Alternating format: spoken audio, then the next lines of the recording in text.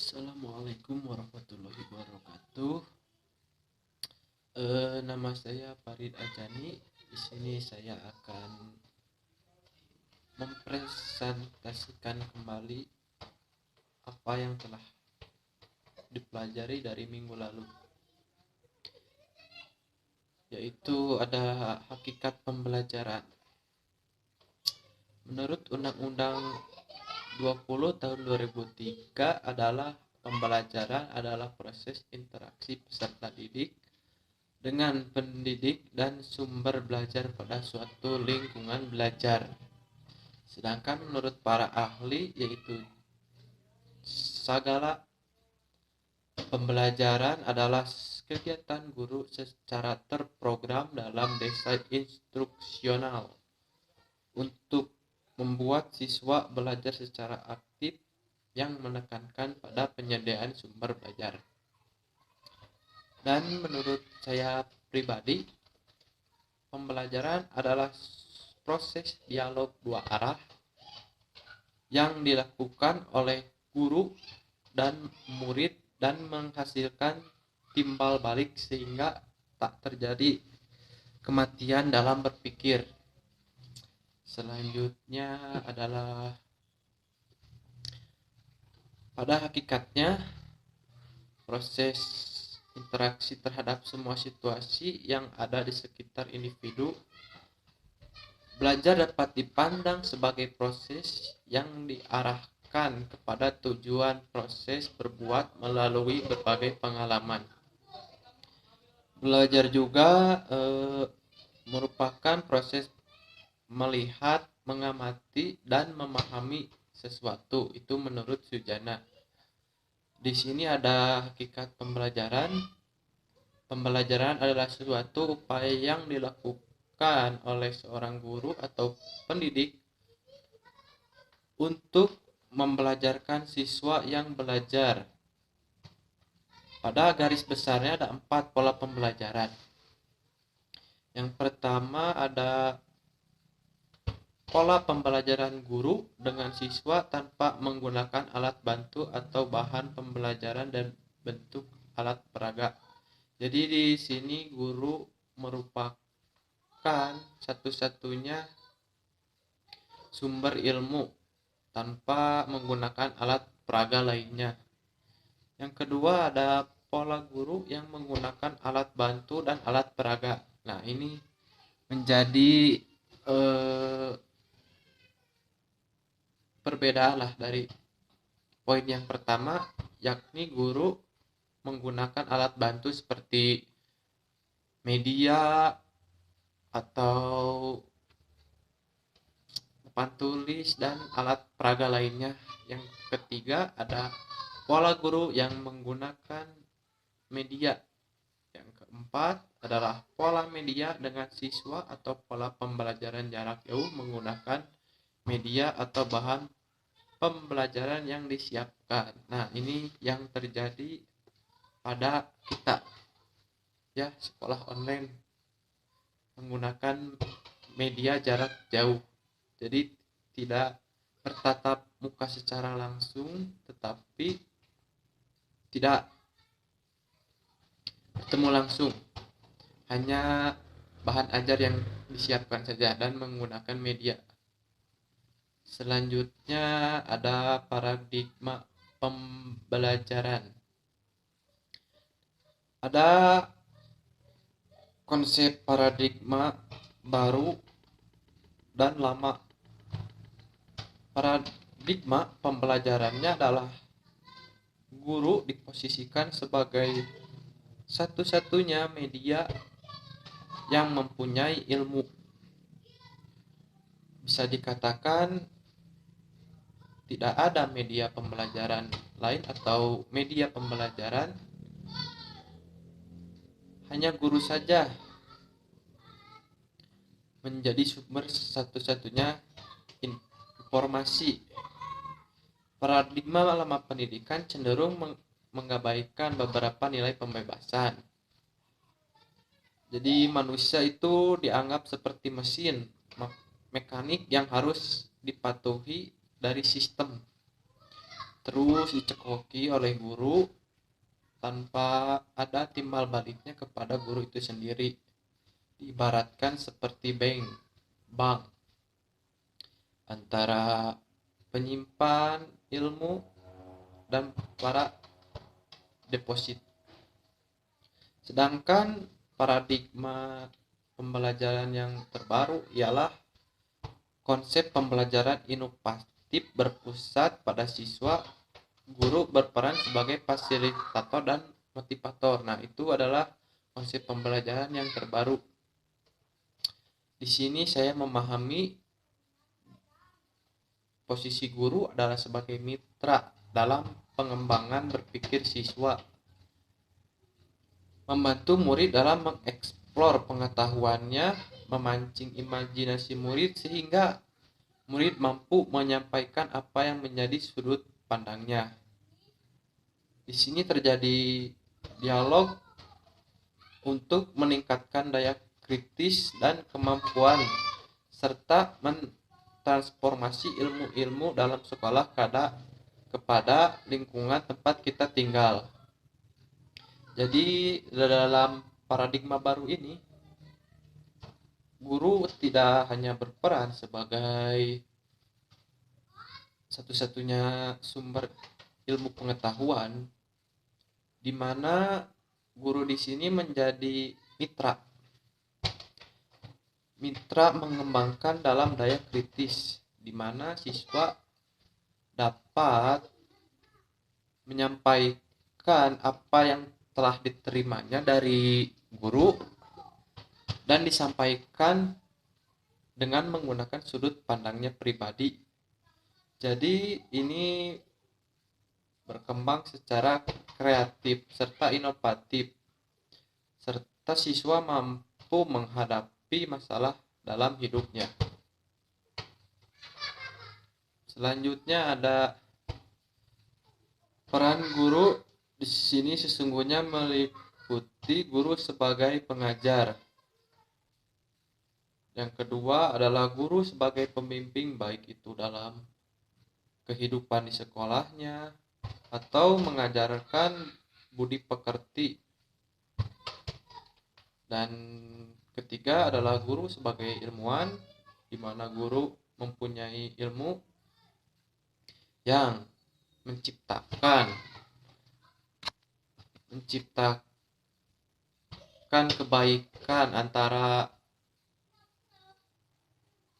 ilmu yang baik serta dan buruk. Yang keempat adalah guru sebagai pribadi, di mana guru harus masuk di dalam kehidupannya, tak serta-merta memikirkan masalah dalam kehidupan sekolahnya, tapi harus membimbing gitu dalam kehidupan sehari-harinya, dalam menyelesaikan masalahnya, atau guru menjadi pendengar yang baik bagi siswa serta bisa memberikan jalan keluar serta masukan yang positif. Selanjutnya ada konsep pembelajaran, di mana terdiri dari filsafat, komunikasi, psikologi, serta sosiologi dan teknologi. Yang pertama, konsep pembelajaran adalah landasan konsep pembelajaran adalah yang pertama tentu sekali adalah filsafat. Karena filsafat merupakan akar dari segala ilmu ya. Filsafat di sini harus dipahami sebagai suatu kegiatan dalam mencari dan membuktikan kebenaran, yaitu kebenaran dalam dunia pendidikan atau di dalam lingkungan kita. Tak serta-merta gitu pendidikan itu dijadikan sebagai sarana memperbaiki taraf hidup, tetapi kita abai dengan lingkungan kita tentang kebenaran dan ketimpangan sosial. Selanjutnya adalah komunikasi. Dalam praktiknya, proses proses belajar atau pembelajaran akan menghasilkan suatu kondisi di mana individu, dalam hal ini siswa atau guru, siswa dengan siswa atau interaksi yang kompleks sekalipun pasti akan banyak ditemukan suatu pro kontra dalam komunikasi. Nah, dalam landasan konsep pembelajaran, komunikasi ini akan banyak memberikan warna dalam bentuk pendekatan, ada model, metode, dan strategi pembelajarannya, serta pola-pola inovasi pembelajaran. Selanjutnya adalah psikologi sebagai ilmu yang mempelajari gejala kejiwaan, yang akhirnya mempelajari produk dari gejala kejiwaan ini dalam proses pembelajaran. Jadi tak bisa dipungkiri psikologi ini sangat dominan dalam menentukan arah aktivitas manusia dalam proses pembelajaran. Selanjutnya adalah sosiologi. Jika dalam belajar tanpa arah tujuan, maka hidup manusia sebagai makhluk sosial, belajar tak akan dijadikan cara untuk saling menguasai, memusnahkan, karena segala sesuatu yang dipelajari, diketahui, dan dipahami melalui belajar tidak digunakan dalam mengiringi perkembangan inovasi pembelajaran yang banyak terimbas oleh perubahan zaman yang semakin hedonistik. Nah, peran psikologi di sini adalah adanya pemahaman akan belajar yang ditinjau dari aspek sosiologis. Inilah yang dibutuhkan dewasa ini. Yang terakhir adalah teknologi.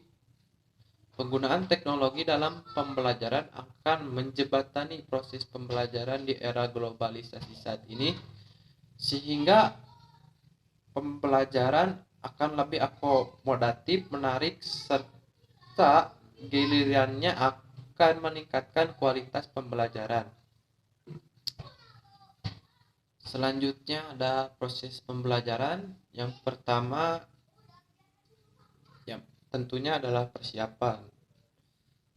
Dalam hal apapun itu dilakukan persiapan. Tahap persiapan berkaitan dengan mempersiapkan peserta untuk belajar. Tujuan utama dari persiapan adalah untuk menimbulkan minat belajar siswa serta mengenalkan rasa positif mengenai pengalaman belajar. Selanjutnya yang kedua adalah dalam proses pembelajaran ada penyampaian. Nah, di sini akan terjadi proses pembelajaran yang intinya yaitu penyampaian, di mana tahap penyampaian ini dimaksudkan untuk mempertemukan peserta pendidikan dan pendidik itu sendiri, di mana di sini akan terjadi transfer ilmu serta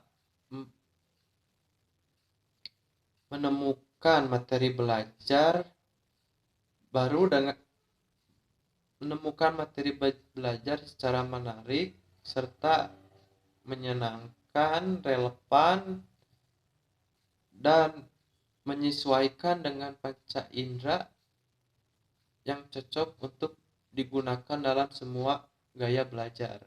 Nah, ini adalah penyampaian di sini adalah hal yang paling inti dari proses pembelajaran. Nah, setelah kita melakukan penyampaian, pasti dilakukan latihan. Latihan sangat berpengaruh atau lebih kepada pengalaman belajar keseluruhan. Ya, tujuannya adalah membantu pelajar untuk mengaplikasikan apa yang telah dia serap dari penyampaian guru. Dalam hal ini guru dalam berbagai cara ya yang terakhir ada penampilan hasil atau mengubah pengalaman menjadi pengetahuan. Pengetahuan menjadi pemahaman, pemahaman menjadi kearifan, dan kearifan menjadi tindakan. Artinya adalah tujuan tahap penampilan hasil ini adalah untuk memastikan bahwa pembelajaran tetap melekat dan berhasil diterapkan. Jadi penampilan di sini adalah proses tujuan pembelajaran ya. Intinya kan kita itu berproses untuk mendapatkan hasil. Jika salah satu dari 4 tahap proses tersebut tidak ada, maka pelajaran pun cenderung merosot sama sekali dan akan terhenti. Adapun hasil belajar dari pembelajaran, ada 3 ranah hasil belajar, yaitu kognitif, afektif, dan psikomotor. Ada 7 tingkatan untuk aspek kognitif, yaitu 1. Pengetahuan, 2. Pemahaman, 3. Pengertian, 4. Aplikasi, 5. Analisa, 6. Sintesa, dan 7. Evaluasi. Ini merupakan level kognitif. Pada dasarnya hasil belajar itu atau pembelajaran itu ditunjukkan dengan perubahan tingkah laku secara keseluruhan, baik yang menyangkut segi kognitif, afektif maupun psikomotor. Secara umum hasil belajar siswa dipengaruhi oleh faktor internal dan eksternal. Faktor psikologis atau jasmani, individu yang bersifat bawaan maupun diperoleh dengan melihat, mendengar struktur tubuh, cacat tubuh, dan sebagainya.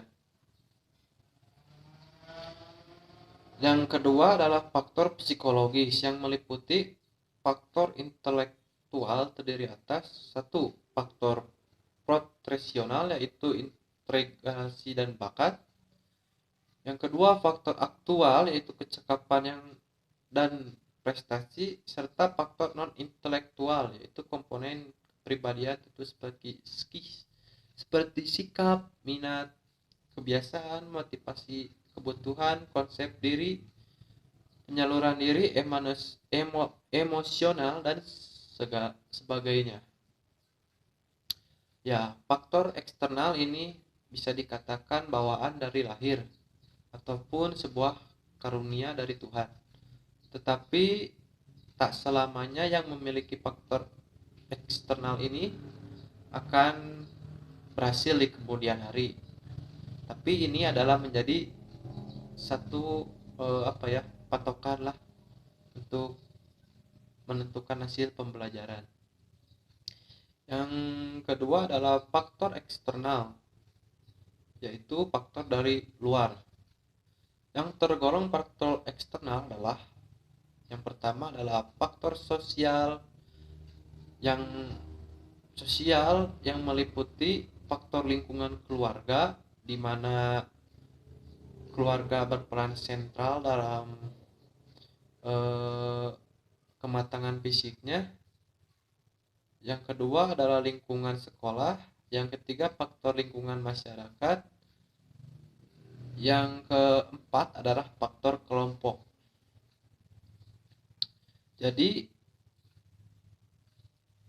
faktor eksternal inilah yang mempengaruhi hasil belajar dari siswa, di mana dikala kita bergaul gitu dengan lingkungan yang atau teman yang rajin, pasti kita akan terbawa rajin.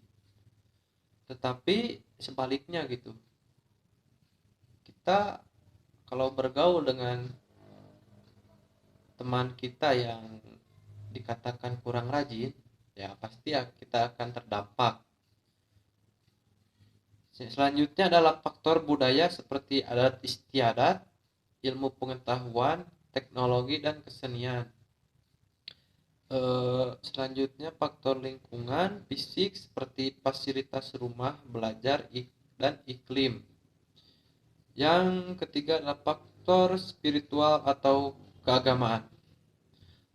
Faktor budaya seperti budi pekerti serta ilmu pengetahuan itu mempengaruhi dari faktor eksternal di mana kita dapat beradaptasi di situ. Yang kedua, faktor lingkungan seperti fasilitas rumah ya. Tentu dikala fasilitas pendukung pembelajaran tidak ada, mungkin sebagian orang bisa mempengaruhi pengaruh hasil belajarnya. Seperti sekarang kan pembelajaran jarak jauh. Banyak para peserta didik yang mengeluhkan tidak mengerti karena fasilitas penunjang pendidikannya kurang memadai, seperti itulah. Yang selanjutnya adalah motivasi menuju hasil proses pembelajaran. Menurut jenisnya motivasi dibedakan sebagai berikut. Yang pertama adalah motivasi primer. Motivasi ini menunjukkan kepada motif yang tidak dipelajari, unlearned motif, yang sering juga digunakan istilah dorongan atau drive. Lalu motivasi sekunder menunjukkan kepada motif yang berkembang dalam individu karena pengalaman dipelajari, conditioning and reinforcement. Kedalaman golongan ini termasuk takut yang dipelajari, motif-motif sosial, serta motif-motif objektif dan interest. Selanjutnya maksud serta motif berprestasi. Setiap perilaku belajar selalu ditandai oleh ciri-ciri perubahan yang spesifik. Karakteristik perilaku belajar ini dalam beberapa pustaka rujukan antara lain psikologi pendidikan yang disebut dalam sebagai prinsip-prinsip belajar. Di antara ciri-ciri perubahan khas yang menjadi karakteristik perilaku belajar terpenting adalah 1. Perubahan intensional, selanjutnya perubahan positif dan aktif, serta perubahan efektif dan fungsional.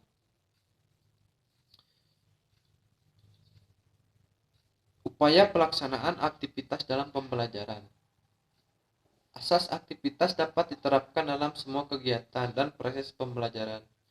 Untuk memudahkan guru dalam melaksanakan asas ini, maka dalam hal ini dipilih 4 alternatif pendayagunaan saja, yakni 1. Pelaksanaan aktivitas pembelajaran dalam kelas. 2. Pelaksanaan aktivitas pembelajaran sekolah masyarakat. 3. Pelaksanaan aktivitas pembelajaran dengan pendekatan belajar siswa aktif atau CBSA. Ciri-ciri siswa yang aktif dalam belajar yaitu sering bertanya kepada guru atau siswa lain. Yang kedua, mau mengerjakan tugas yang diberikan oleh guru, mampu menjawab pertanyaan. Yang keempat, senang diberi tugas belajar, berani maju ke depan kelas tanpa disuruh oleh guru. Siswa berbuat sesuatu untuk memahami materi pembelajaran. Pengetahuan dipelajari, dialami, dan ditemukan oleh siswa itu sendiri. Mencoba sendiri konsep-konsep, dan terakhir siswa mengkomunikasikan hasil pemikirannya. Nah, itu beberapa ciri-ciri siswa yang aktif dalam belajar. Sebelum merancang pembelajaran, seorang guru harus menguasai sejumlah teori atau filsafat tentang belajar, termasuk beberapa pendekatan dalam pembelajaran. Teori belajar sebagian sudah dikenal pelaksanaan kurikulum 1984 atau kurikulum 1994 dan kurikulum 2004. Sebagian bahkan sudah dikenal dalam mata kuliah tentang pendidikan pengajaran. Penguasaan teori itu dimaksudkan agar guru mampu mempertanggungjawabkan secara ilmiah perilaku mengajarnya di depan kelas. Di sini ada beberapa Teori pembelajaran yang pertama adalah teori behaviorisme, merupakan teori belajar yang lebih mengutamakan pada perubahan tingkah laku siswa. Dengan kata lain, belajar merupakan bentuk perubahan yang dialami siswa. Dalam hal ini, kemampuan yang bertujuan merubah tingkah laku dengan cara interaksi antar stimulus dan respon. Selanjutnya adalah teori humanisme, teori belajar humanis, proses belajar harus berhulu dan bermuara pada manusia itu sendiri, yaitu teori humanis, suatu teori dalam pembelajaran yang mengedepankan bagaimana memanusiakan peserta didik dan mengembangkan potensi dirinya. Ketiga adalah teori kognitivisme. Teori ini pun mengenal konsep bahwa belajar ialah hasil interaksi yang terus-menerus antar individu dan lingkungan melalui proses asimilasi dan akomodasi. Yang terakhir adalah teori konstruktivisme. Teori konstruktivisme merupakan landasan berpikir pendekatan konseptual, yaitu menyatakan bahwa pengetahuan dibangun bukanlah seperangkat fakta-fakta, konsep, atau kaidah yang siap untuk diingat. Siswa harus mengkonstruksi pengetahuan itu dan memberikan makna melalui pengalaman nyata. Jadi proses konstruktivisme ini harus dirasakan oleh pengalaman empiris siswa tersebut. Ya, selesai, dan itu adalah pemaparan dari saya. Mohon maaf bila banyak kekurangannya. Assalamualaikum warahmatullahi wabarakatuh.